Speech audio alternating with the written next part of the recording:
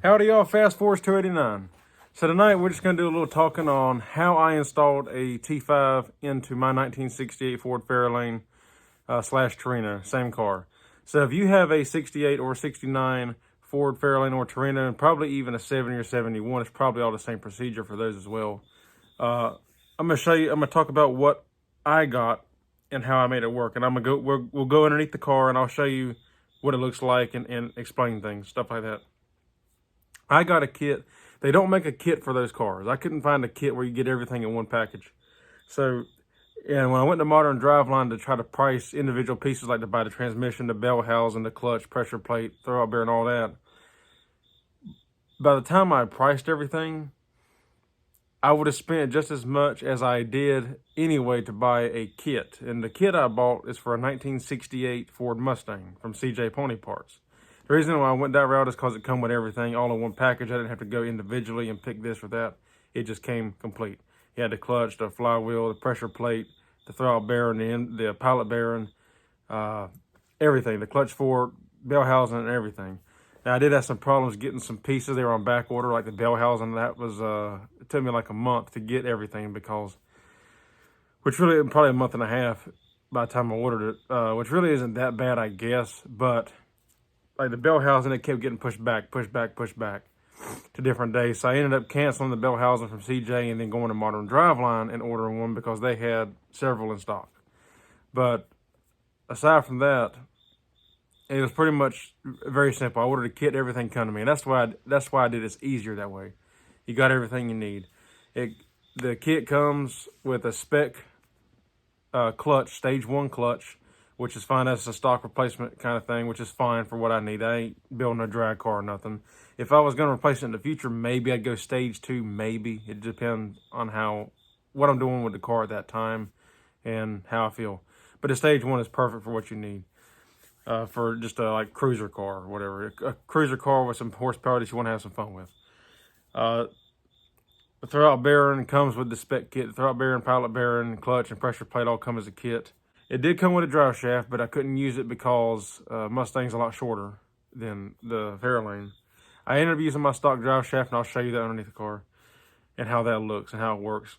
I also went with a hydraulic clutch setup. They don't have a cable clutch kit for those cars. From what I understand, Modern Driveline used to sell a cable clutch kit, and they discontinued it because there was complications with it or something like that. There was some kind of problem because originally, when I was initially going to do this conversion, I was going to go cable, and I found out that I couldn't get a cable.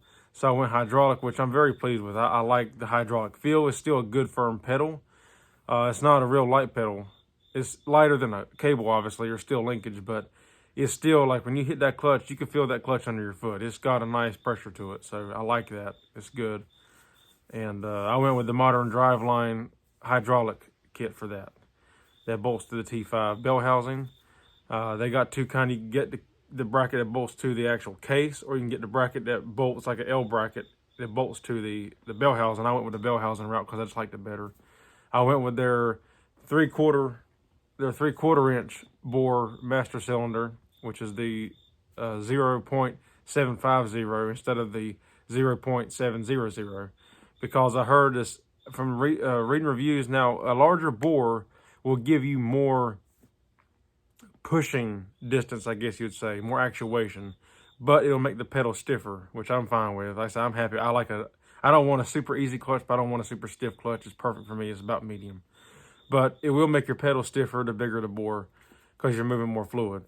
Also, one reason I went with that one is because the 700, the .700, I heard some people had slight problems with them. Like they didn't work as efficiently. They're a little bit lighter on the foot, but sometimes they have problems getting full disengagement with the clutch because of it not having enough pressure to necessarily push it all the way.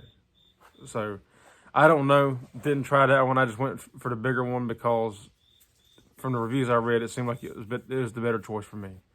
And I wanted to play it safe. And also, I figured if I upgrade the clutch later and I get a stronger clutch or whatever, I already have the better master cylinder for that. So we'll crawl up underneath the car, and I'll kind of show you a view of everything, and we'll talk about it as we go through it. All right, so if we take a look, you can see here's the T5 right here. Obviously, you need a T5, the early model, not the SN95, but the regular T5. You need a bell housing, and the starter is actually for a C4. I used my original cross member. I was able to use the factory cross member to come in the car. I used the very last bolt hole. See, you got 3 holes. Use the very last bolt hole, and it fits perfectly. Use a C4 transmission mount for this. Just a standard C4 mount for that. And it'll bolt to your T5 and bolt to the cross member perfectly. For the drive shaft, it is a little closer than I like, but there's still room for it to move, as your suspension really doesn't move that much. I wiped the mark away from where I installed it just now, but the mark's about 1/4 of an inch, maybe 3/8. I'm sorry, 5/16, 1/4 to 5/16, you know. So plenty of room to move here. I might get a custom drive shaft later that's a little bit shorter, because I like it to be a little bit shorter, about 1 inch shorter. But it's fine. This is fine.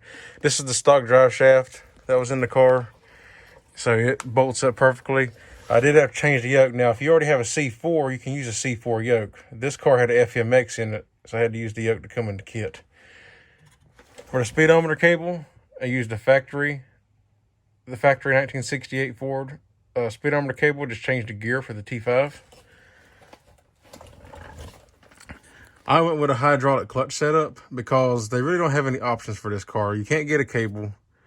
You can get an adapter kit to run your Z-bar and still linkage if you want to keep the Z-bar set up. So, because the Z-bar actually pushes the fork this way, whereas on a T5, ordinarily uses a cable, pulls it that way. So this pushes the fork that way.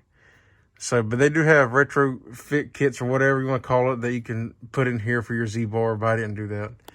Or you can get an adapter plate for your stock bell housing and bolt T5 too. But anyway, so that's really all there is to it. I mean, it's very simple install, easy. Here's a better look at that hydraulic system. This is from Modern Driveline. So this will give you a better idea of what it looks like and everything. So it works perfectly. So I still haven't hooked my backup switch up yet. I ordered the backup light plug so I can run the wires and hook that up. And real quickly, here's a look on the exterior. I showed this in a previous video when I installed this, but this is also part of the hydraulic clutch that I installed for the T5. It's a Willwood brake master or clutch master cylinder. It's got a steel braided line that goes down there. I mounted the reservoir back here on the firewall. It fit perfectly. It's concealed. I like it right there. So that looks good. Now we'll go inside the car and take a look at the clutch pedal. All right, inside, this is what the clutch pedal looks like. This is a stock clutch pedal assembly. You can buy a clutch pedal from Modern Driveline and cut your brake pedal down. I just got a factory set of clutch pedals for a car like this. And that's their system right there from Modern Driveline. It works perfectly. Sorry for the shaky camera. It's kind of hard to hold this and move it at the same time. But it works good. No complaints. To note, I'm not real sure how it would be on a factory car because this car came as a column shift. So I cut this hole out when I installed the automatic shifter, and now I got to get rid of this automatic transmission tunnel hump and get a manual hump to put in here. I did have to cut the floor out a little bit bigger on this side and a little bit more at the front for this to fit, because this transmission is a little bit longer, but this, where the shifter is further forward that way. So I don't know how this would be if you had a factory manual car. Maybe it would just go right in without cutting anything. I'm not sure. And I got this located in the factory spot for the automatic, so, but I don't know how big the automatic holes were. I just cut out what I needed when I installed the automatic shifter. But, so yeah, whatever your car has, just you may have to trim the floor around for the fit. Also, when you're talking about options with the the clutch. Like I said, I went hydraulic because they didn't have a cable kit for my car, which I'm happy I went with the hydraulic because I like it better anyway than the cable clutch. But also, you can go steel linkage. They do make adapters. You can buy a bell housing made for the steel linkage fork and clutch setup if you want to go that route with a T5. They do have it. They also have an adapter plate that you can bolt to your stock, like 4-speed bell housing, and then bolt the T5 to that adapter. That's another way you can go about doing it. And then you got your steel linkage clutch and all, and I think you would use your stock clutch and everything, not the T5 clutch, which I'm not real sure. You'd have to do some research on it. They might be the same. I'm not real sure on that, to be honest. It's very possible that the T5 clutch and the one you use for like a 3 or 4-speed V8 would be the same thing. But so that, and then also they have an adapter kit, I believe, that you can bolt to a T5 bell housing to make it a steel linkage clutch setup. But I've also heard people having problems with that, like they don't work fully or it doesn't work as smooth, and I don't know. I've never done it personally. It's just what I've heard. Me personally, if I recommend the hydraulic, it costs a little bit more. I don't even know how much the adapters cost. It might cost about the same, and you can't get a cable for those cars. But any car, even if it was on the Mustang, I would probably recommend going hydraulic just because it's so nice. It really is nice to have that. So, well, I hope y'all enjoyed the video. I hope it was helpful for y'all that want to put a T5 in your 68, 69, or even 70. Don't quote me on the 70, 71s. I think they're probably the same procedure. It probably all works about the same, but definitely for 68, 69 for certain, putting a T5 in your 68, 69 Ford Fairlane / Torino. So if you like the video, give it a thumbs up. I'd appreciate it. Help my channel out and show support. If you're not subscribed, consider subscribing. If you have any questions or comments about the installation, if there's anything I may have missed that I didn't cover that you're wanting to know about, leave a comment down below. Ask me. I'll be more than glad to get back with you and help you out if I can with any questions you may have or concerns. This was kind of a thing for me. There's no videos really. There's one video on YouTube. A guy has a 68 Torino Fastback, and he went through what he did to install one in his car as well. And his video was pretty good, and it gave me an idea. And he actually has a cable. He was one of them he's the one that told me that they discontinued that cable kit for those cars for whatever reason.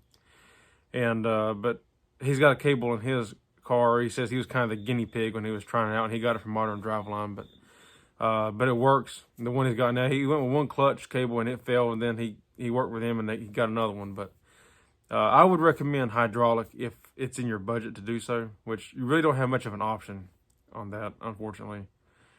You can get an adapter for steel linkage, but I don't know if I'd recommend that. I heard they got complications with that.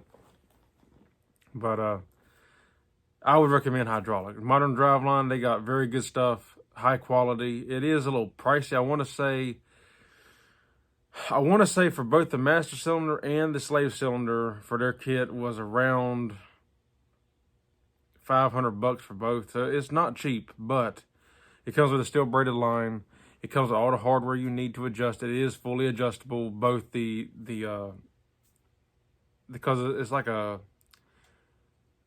don't know what kind of bracket you call it, but it's got the way the clutch is set up in the car is fully adjustable, so you can get your pedal height where you need it and everything. Make sure you got full range of motion on it. And then the slave cylinder is adjustable, so you can adjust the fork and everything. So it's a really good kit. I would look into it. I'd highly recommend it. Anyway, I appreciate y'all for watching, and as always, and I will see you in the next one. Y'all take care. Be safe out there.